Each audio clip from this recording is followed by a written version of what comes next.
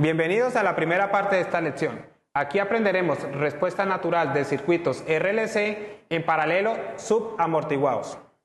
Para lograr un buen entendimiento de esta lección es importante tener claro los conceptos de circuitos 1 y también tener claro lo que aprendimos en la primera lección de este módulo, que es las ecuaciones diferenciales en circuitos RLC. Empezamos con la introducción, donde tenemos que en circuitos RLC subamortiguados tenemos dos raíces complejas conjugadas.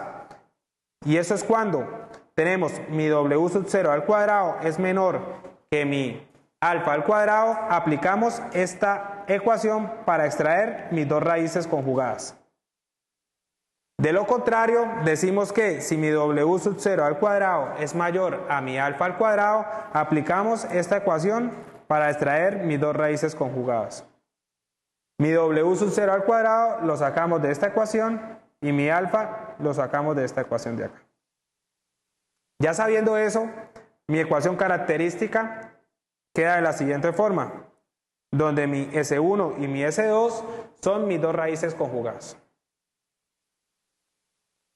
Ya teniendo claro eso, pasamos a resolver este ejercicio, donde vamos a hallar mi voltaje BC en tiempos mayores que 0.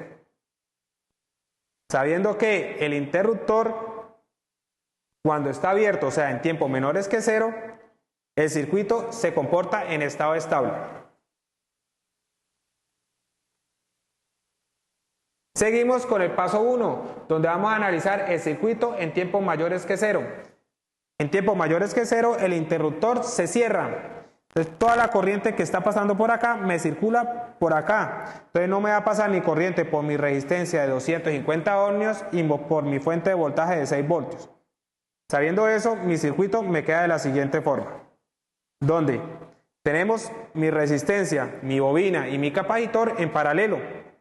Entonces, decimos que el voltaje BC en T va a ser igual a mi voltaje de la bobina en T, que va a ser igual a mi voltaje de la resistencia. El voltaje de la resistencia es 250 por la I de la corriente que me está pasando por ahí, IR.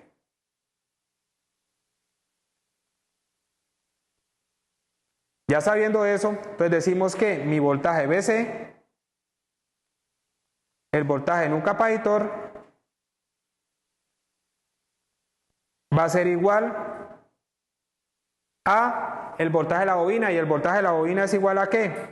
Al valor de la bobina, que es 0.8 henrios, por la derivada de la corriente que está pasando por aquí. Entonces la derivada de IL, de D de IL sobre DT.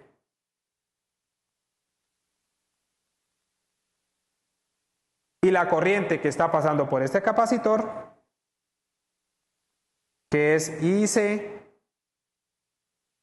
la IC va a ser igual, en tiempos va a ser igual a ¿qué?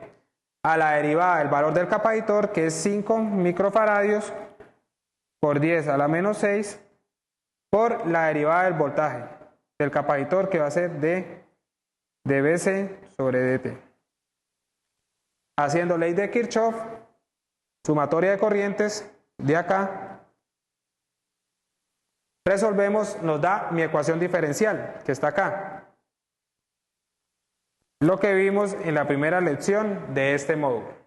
Ya obteniendo mi ecuación diferencial, pasamos a extraer las raíces de la ecuación diferencial. Entonces, si tenemos mi ecuación diferencial, lo pasamos a mi ecuación característica, que es de la siguiente forma. Nos queda de la siguiente forma.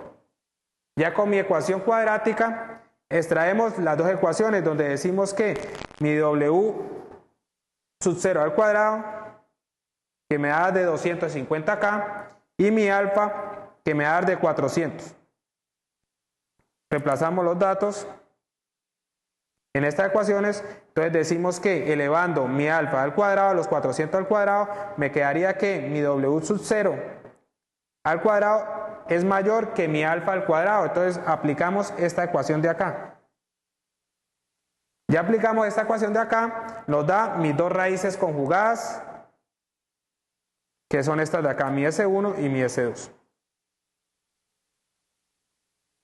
Ya teniendo mis dos raíces conjugadas, que son estas de acá, lo reemplazamos en mi ecuación característica, que es la que vimos anteriormente, que es esta de acá.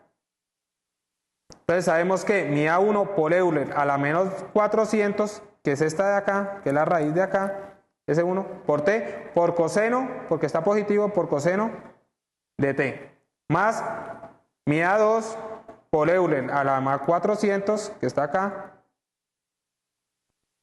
menos 400 por seno, porque está negativo, de T. Entonces mi ecuación característica, ya reemplazando mis dos raíces conjugadas, nos queda de la siguiente forma. Hasta aquí concluimos la primera parte de esta lección. Continuamos el ejercicio en la segunda parte. Muchas gracias.